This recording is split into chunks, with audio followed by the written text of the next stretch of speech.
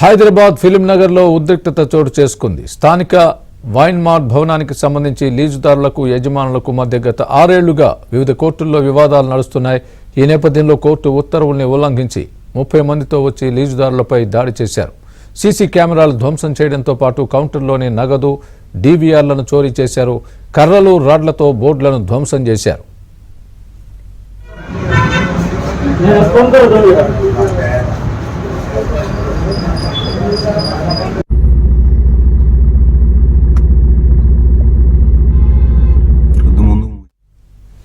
వెంటనే బాధితుడు సురేష్ రెడ్డి పోలీసులకు ఫిర్యాదు చేశారు. దీంతో రామకృష్ణ చౌదరి అనే వ్యక్తితో పాటు పలువురి మీద పలు సెక్షన్ల కింద కేసు నమోదు చేశారు. ఘటనా స్థలానికి చేరుకున్న పోలీసుల్ని చూసి దుండగులు పారిపోయారు. అనంతరం మళ్లీ వైన్ మార్ట్ వద్దకు భారీగా తరలి వచ్చిన దుండగులను బాధితుడు సురేష్ రెడ్డి తన సిబ్బందితో కలిసి అడ్డుకున్నారు.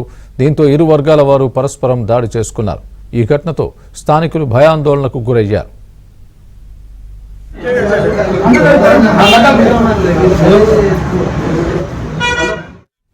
ఇదే అంశానికి సంబంధించి పూర్తి అప్డేట్ మా క్రైమ్ బ్యూరో ఇన్ఛార్జ్ వెంకట్ చెప్తారు. వెంకట్, చెప్పండి, ఫిల్మ్ నగర్లో ఉద్రిక్తతకు గల కారణాలు ఏంటి? పూర్తి అప్డేట్ ఇవ్వండి.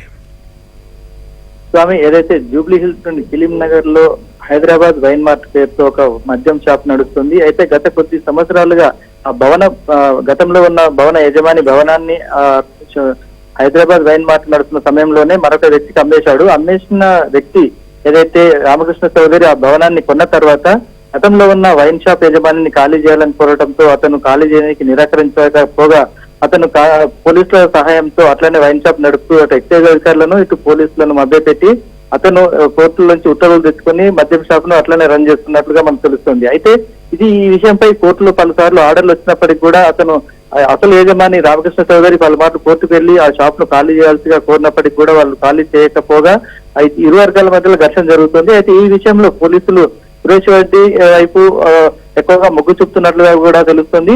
అయితే ఈ రోజు ఇక్కడ కొంతమంది ఇరు వర్గాలకు చెందిన వాళ్ళందరూ కూడా వచ్చి ఆర్గ్యుమెంట్ జరిగింది. ఆర్గ్యుమెంట్ తర్వాత అక్కడ ఉన్న బోర్డులను తీసివేయటము, తర్వాత అక్కడ ఉన్న కౌంటర్ లోకి వెళ్లి సీసీ కెమెరాలు కూడా వాటిని కట్ చేయడం జరిగిందని చెప్పేసి ఇరు వర్గాలు ఆరోపిస్తున్నారు. అయితే ఇక్కడ చేరుకున్న పోలీసులు, అంటే సమాచారం అనుకున్న పోలీసులు అక్కడికి వచ్చి ఇరు వర్గాలను చెదరగొట్టారు. తర్వాత ఏదైతే లీగల్ గా ఈ భవనం సంబంధించి అసలు ఇప్పుడు క్లెయిమ్ చేస్తున్న రామకృష్ణ చౌదరి భవనం తనదని క్లెయిమ్ చేస్తున్నప్పటికీ పూర్తిగా అతను డాక్యుమెంట్లు కూడా సమర్పించాడు. ఇదే విషయాన్ని కూడా హైదరాబాద్ పోలీస్ కమిషనర్ దృష్టికి కూడా తీసుకెళ్తున్నాడు.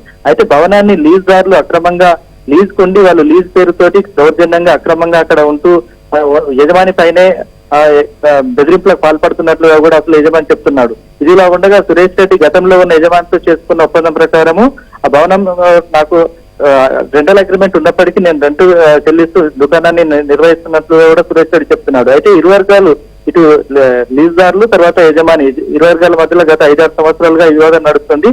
అయితే ఇప్పుడు తారస్థాయికి చేరడంతో ఈ విషయంపై గత రాత్రి నుంచి కూడా 2 సార్లు అక్కడ ఉద్రిక్తత నెలకొంది. అయితే వెంటనే పోలీసులు రంగప్రవేశం చేసి దీనిపై కోర్టు ఆర్డర్ ఉన్న నేపథ్యంలో చాలా జాగ్రత్తగా ఆచితూచి వ్యవహరిస్తున్నారు. ఎందుకంటే ఇప్పటికే పోలీసులపై కూడా కొంత ఒత్తిడి ఉన్నట్లుగా తెలుస్తుంది. ఒకవైపు సివిల్ ఇష్యూ కాబట్టి సివిల్ ఇష్యూలో తలదూరిస్తే అసలు ఉద్యోగాలకే